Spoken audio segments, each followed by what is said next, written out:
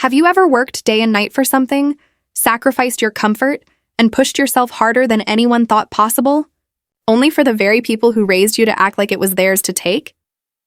That's exactly what happened to me. For years, I dreamed of owning a lake house. Not just any house, but one with wide windows that overlooked calm blue water. I imagined waking up every morning to sunlight spilling across the lake, drinking coffee on the deck while the birds sang, and finally feeling like all my hard work had built me something real.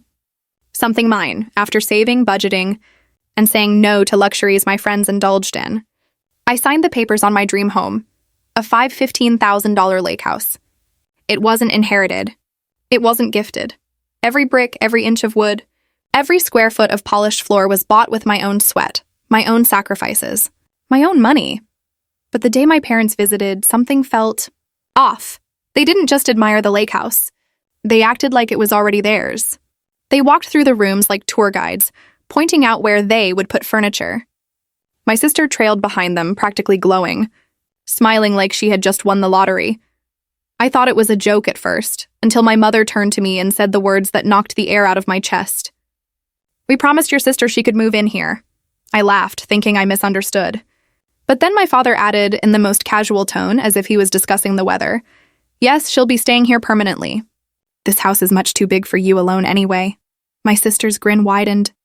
She nodded proudly, like this had already been decided months ago. In that single moment, my dream home no longer felt like mine. It felt like I was being pushed aside in my own life, erased from the picture.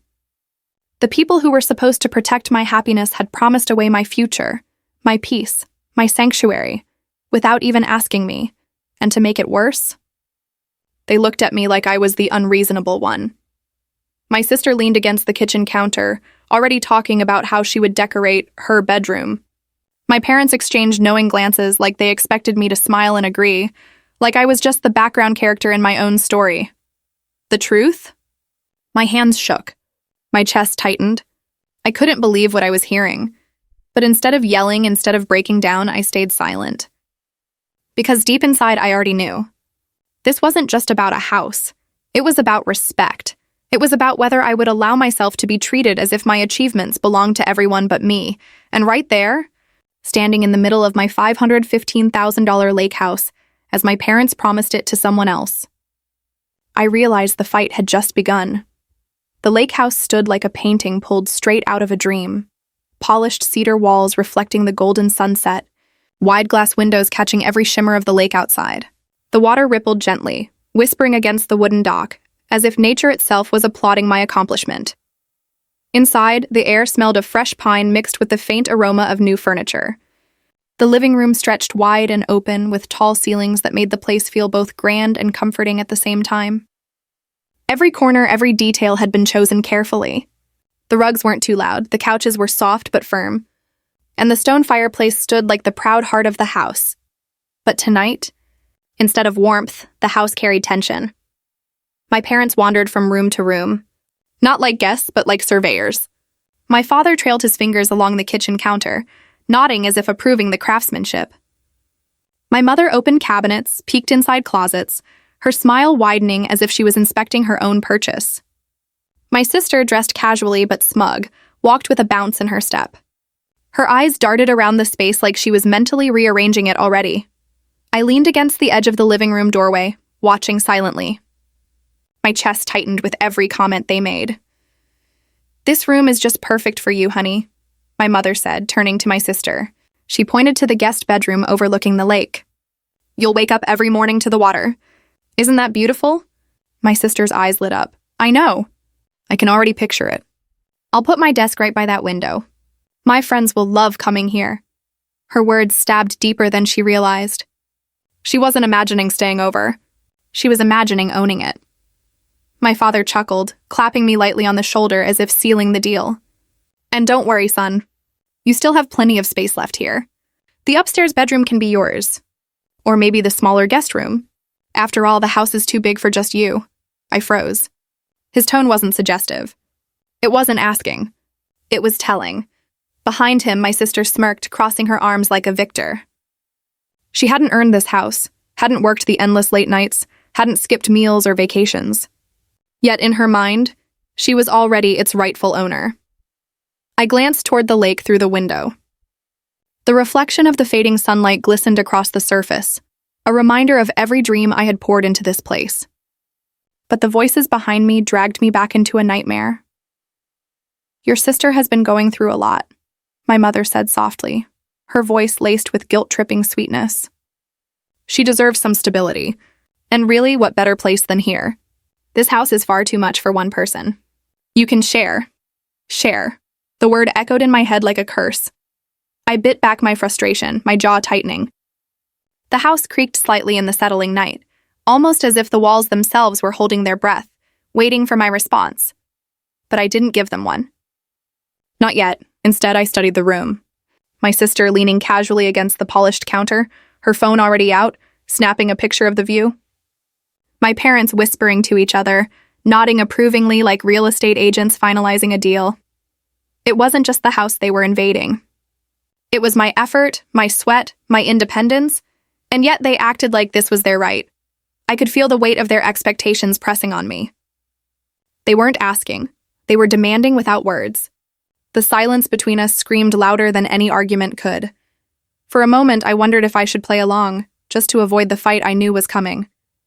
But as I caught my sister's reflection in the window, her smug grin as she typed away on her phone, probably texting friends about her new place, something inside me hardened. This wasn't just a misunderstanding. This was entitlement, plain and sharp.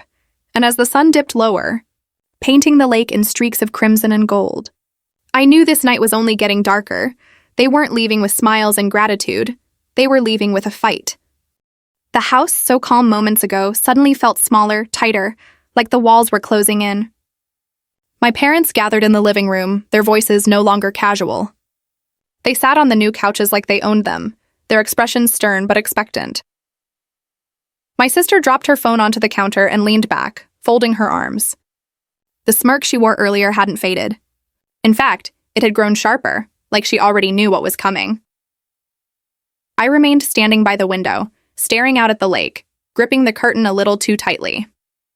My reflection in the glass looked tired, but beneath the exhaustion was a fire slowly building. My father cleared his throat first. "Son, let's stop dancing around this. You bought this house, yes, but it's too much for one person. Your mother and I have discussed it, and your sister needs a stable place to live. It just makes sense." His tone wasn't pleading. It was commanding. I turned around slowly, searching his face for even a flicker of humility. None. Before I could reply, my mother jumped in.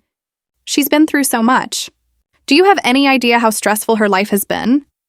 Moving in here would help her heal, give her space, give her peace.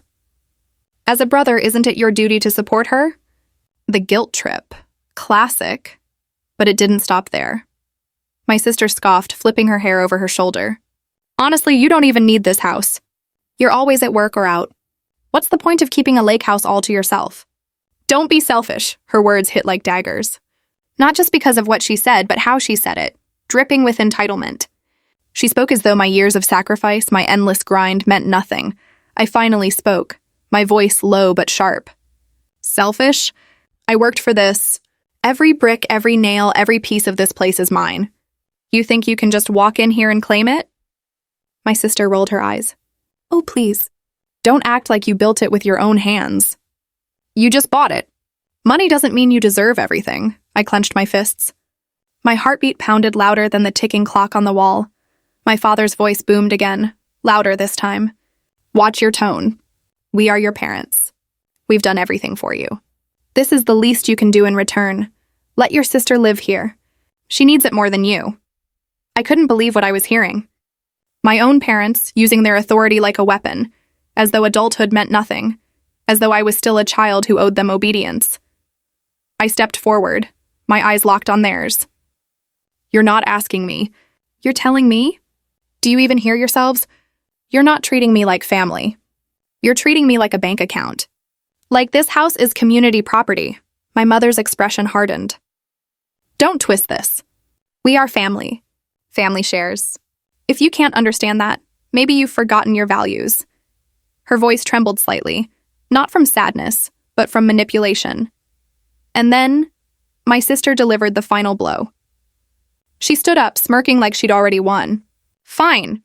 If you don't want to share, then you're just proving what everyone says about you, that you're cold, heartless, and cruel. You'd rather see your family suffer than let them enjoy something you'll barely use.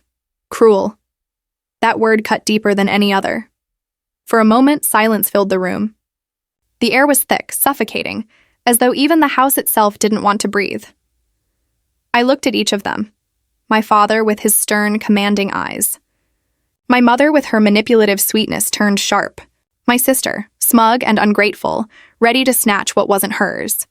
And something inside me snapped. I slammed my hand against the wooden counter, the sound echoing through the wide room. Enough! My voice thundered, louder than I ever remembered it being. They froze. This house is mine. Mine. Not yours, not hers, mine. I worked for it, I bled for it, and I sacrificed for it. And you stand here in my living room calling me selfish? Cruel? You don't get to define me. Not anymore. My sister scoffed again, but her eyes flickered with unease. My father's jaw tightened. My mother bit her lip, searching for words, but none came. I continued, my chest heaving. You want me to be the bad guy? Fine, I'll be the villain in your story. But I won't hand over what I earned. Not this house. Not my peace. Not anymore. The silence that followed wasn't calm. It was sharp, heavy, and final. My parents exchanged a glance, their confidence cracking. My sister muttered under her breath, "Unbelievable," before storming out toward the patio, slamming the sliding door behind her. My father shook his head slowly, disappointment dripping from his voice. One day, you'll regret this. You'll regret choosing pride over family. I didn't answer, because deep down, I knew the truth. It wasn't pride I was choosing. It was self-respect. And for the first time, I wasn't backing down. The echo of my voice still lingered in the air, bouncing off the wooden walls of the Lakehouse. The slam of my hand against the counter seemed to replay on a loop, a sharp reminder that something inside me had finally broken free. But after the explosion, came silence, a heavy, suffocating silence. My father's eyes, once blazing with authority, now carried something else. Shock. Maybe even the smallest flicker of doubt. His lips pressed into a tight line as though he couldn't decide whether to argue further or walk away. My mother sat stiffly on the couch, her fingers gripping the armrest like it was the only thing keeping her steady. Her eyes darted between me and the floor, searching for the next weapon to use. Guilt, pity, maybe tears. And my sister? She was still outside on the patio, her silhouette visible through the glass door. She paced back and forth, phone in hand, typing furiously as if already preparing her side of the story for her friends. I leaned against the counter, breathing hard, but I didn't speak. I couldn't. My chest rose and fell, each breath sharp with both rage and pain. I wanted to scream again, to demand why my own family thought they could strip me of what I had earned. But exhaustion washed over me. For years I had been the quiet one. The one who worked hard, didn't complain, didn't demand. The one who gave, and maybe, just maybe, they mistook that silence for weakness. Finally, my father stood, his shadow stretching long across the polished floor. "You're making a mistake," he said, his voice low but edged like a blade. "This defiance, it will come back to haunt you. You can't build a life on arrogance." Arrogance. I almost laughed, but the sound died in my throat. "This isn't arrogance," I said, meeting his gaze. My voice was calmer now, but steady, firm. This is me finally drawing a line. For once in my life, I'm saying no. And maybe you're not used to hearing that from me. But that ends today. My mother's lips trembled, not from sadness, but strategy. We are your parents. We sacrificed for you. Fed you, clothed you, gave you everything you needed. And this is how you repay us? By turning your back on us when we ask for help? Her words were sharp, but I caught the cracks. She wasn't pleading for fairness. She was pleading for control. I inhaled slowly, the cool scent of pine wood filling my chest. You didn't raise me to be weak. You raised me to work hard, to earn my place, to stand on my own. And that's exactly what I did. This house is the result. And you can't guilt me into giving it up. Her eyes narrowed, her shoulders stiffened. I could tell she wasn't used to hearing me talk back. From outside, the sliding door opened with a harsh scrape. My sister stormed back in, arms folded, jaw tight. So that's it, huh? You're really going to be that guy. The selfish brother. The cold sun. Everyone's going to know what kind of person you really are. I looked at her. Really looked. She wasn't just angry. She was entitled. She believed with her whole heart that she deserved this house more than I did. Not because she worked for it, but because she wanted it. I took a step closer. Say whatever you want. Call me selfish, call me cruel. But this house? You don't get to have it. Not now, not ever.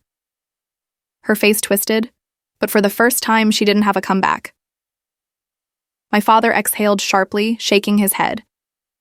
My mother muttered something under her breath, too low to catch. The three of them stood there, no longer united in confidence, but fractured by my refusal. I turned away from them, toward the wide windows where the lake glimmered under the fading sunlight. For a brief moment, I let the silence settle again, thick and unforgiving. Inside me, two emotions warred: pain that my family could stand against me so easily, and pride that I had finally stood my ground. Finally, I spoke, my voice soft but unshakable. You can leave whenever you're ready. The house isn't open for negotiation. No one moved at first. But slowly, my father grabbed his coat, my mother clutched her purse, and my sister stormed off toward the guest room to collect her things. The sound of their footsteps echoed like thunder, each step proof that this battle had scarred us all. When the front door finally closed, silence swallowed the Lakehouse once again, but this time it wasn't suffocating. It was mine. The Lakehouse was quiet again after they left, but the silence didn't feel victorious. It felt heavy, like the calm before a storm. I knew my family. This wasn't over. They would come back, armed with sharper words, heavier guilt, maybe even relatives to back them up. And I was right. 2 days later, my phone buzzed with a message. We're coming back. We need to talk. By evening, they arrived. My father walked in first, stiff and determined. My mother followed, her face carefully painted with calmness, like she was about to deliver a sermon. And my sister. She strode in with the confidence of someone who believed she had already won. This time, they didn't sit like guests. They spread out across the living room like they belonged there, their eyes scanning the space as though mentally preparing to reclaim it. My sister was the first to speak, her voice sharp and impatient. Enough of this drama. You've had your little outburst. But it's time to face reality. This house is too much for you, and we've already decided. I'm moving in. I raised an eyebrow, leaning against the counter again. You've decided? That's funny. Last I checked, your name isn't on the deed. Her smirk didn't falter. Maybe not. But Mom and Dad are right. You don't need this house, I do. And honestly, it's cruel for you to hold on to something that could actually help your family. I looked at my parents. So you're letting her talk for you now? My father's jaw tightened. Don't be clever. We know how much you paid for this place. $515,000. That's more than anyone in this family has ever owned. And it doesn't make sense for you to keep it locked away just for yourself. Your sister deserves stability. She deserves more than renting some tiny apartment in the city. My mother clasped her hands, her voice soft but pointed. Son, money doesn't make you better than us. Don't think we don't know what this really is. You've let success get to your head. This isn't you.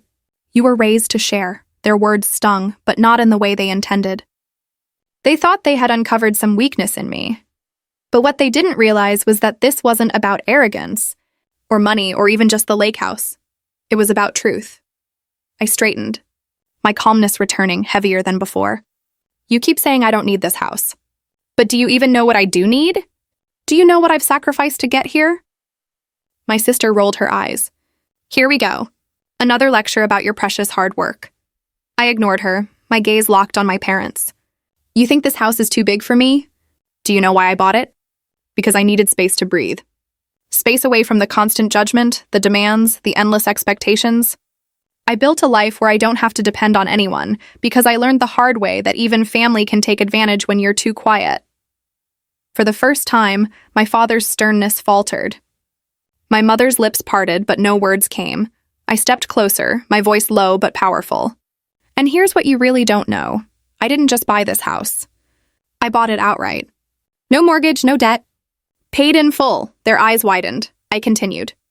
While you were busy doubting me, I was building. While you thought I was wasting time, I was investing. Stocks, businesses, late nights working 2 jobs. I turned every failure into fuel. And this, I spread my arms, gesturing to the Lakehouse around us. This is just the beginning. My sister's smirk finally cracked. She blinked, caught between disbelief and anger. You're lying. No one our age just buys a house like this outright. I pulled a folder from the side table, one I had prepared after their last visit. Inside were the papers, the deed, the payment receipts, the title, all in my name. I dropped it onto the coffee table with a thud. Take a good look, I said.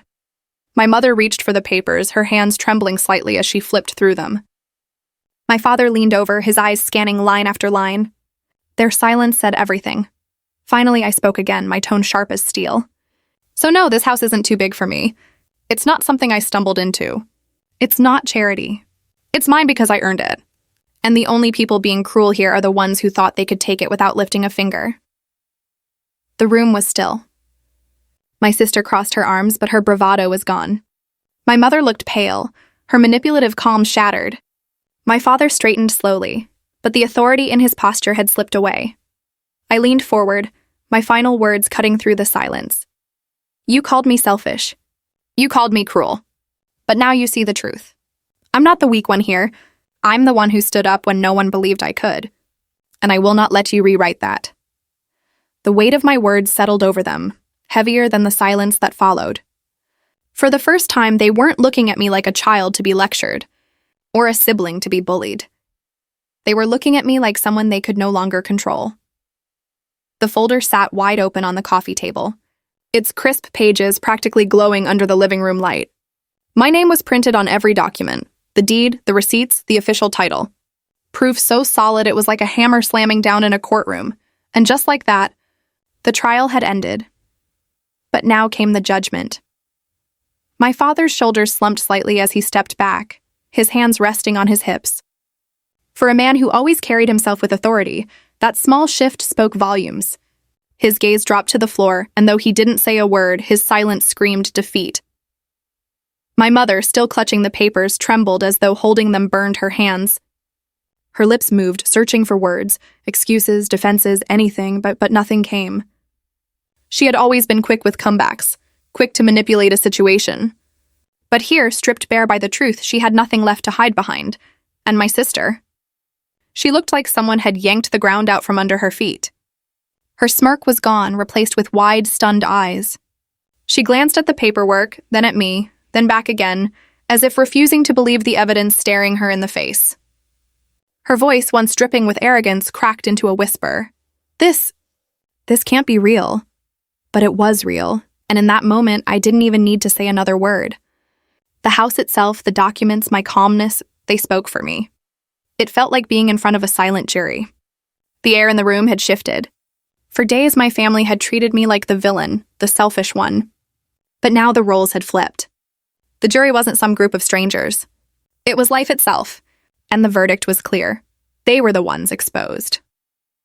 I leaned back against the counter, folding my arms. The silence between us was heavy, but not suffocating anymore.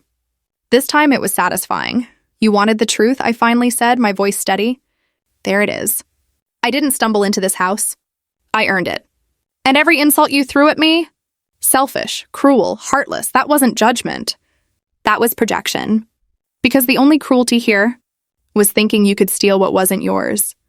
My sister flinched as if the words were physical blows. She opened her mouth to argue, but no sound came out. For years, she had been the favorite, the one defended, the one excused.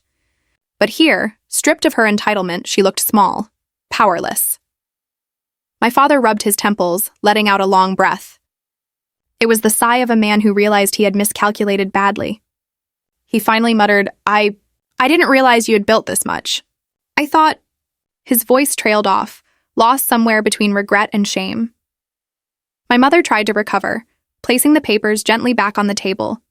Her smile was thin, fragile, an echo of her usual confidence. We only wanted the best for your sister, she said softly. We didn't mean to belittle what you've done. Her words hung in the air, but I could hear what was unspoken.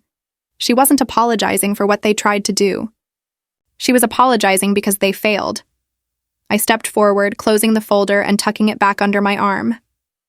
My eyes scanned their faces. Father's defeat, Mother's fragile excuse, sister's humiliation. And for the first time, I saw them clearly.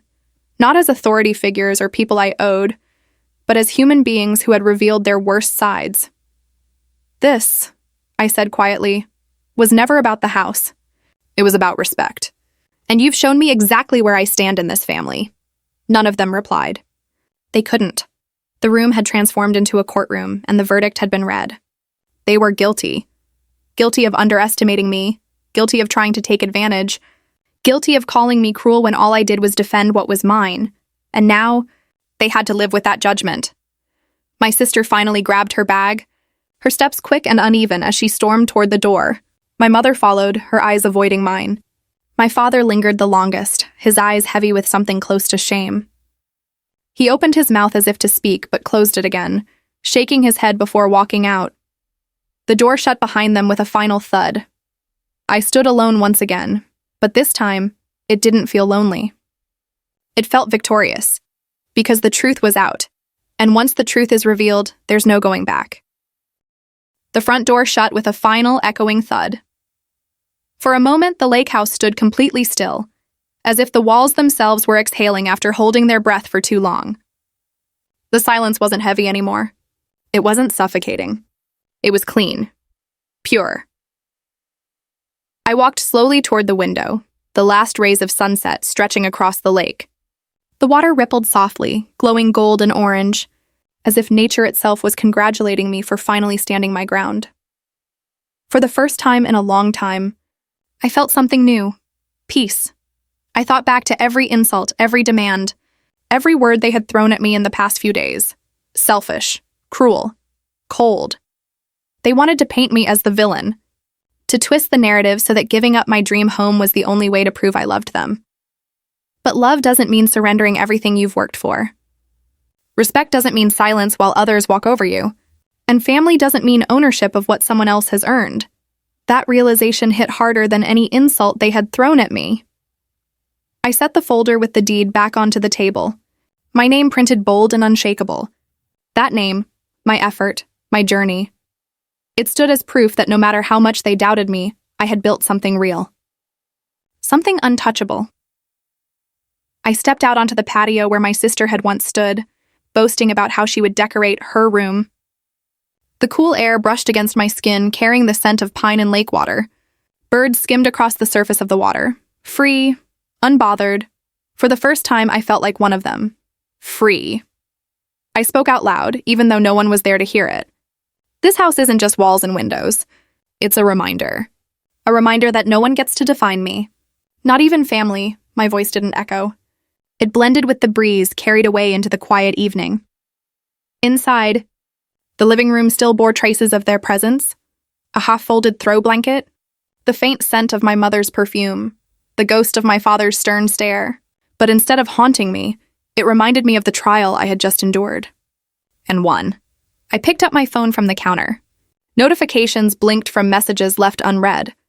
Probably my sister already spreading her version of the story, calling me cruel to anyone who would listen. For a second, I considered replying, explaining, defending myself. But then I smiled. I didn't need to defend myself anymore. The truth had already spoken louder than any rumor ever could. I slid the phone aside, untouched. Instead, I poured myself a glass of water, carried it back to the patio, and sat down in one of the wooden chairs I had chosen myself when I moved in. From here, the lake stretched endlessly, the horizon melting into the sky. I raised the glass slightly, like a silent toast to myself. To the late nights, the sacrifices, the endless grind no one else saw. To the younger version of me who once doubted if he'd ever make it. To the man I had become, strong enough to stand tall even when his own family tried to push him down. And as I took a sip, the words formed in my mind, sharp, final, undeniable. Never judge someone by what you think they deserve. Judge them by what they've earned. And don't you ever try to take what isn't yours. That was my final punch. My truth. My victory. The lake shimmered, the world quieted, and for the first time in years, I allowed myself to lean back, close my eyes, and simply breathe. Because this time the silence wasn't empty. It was mine.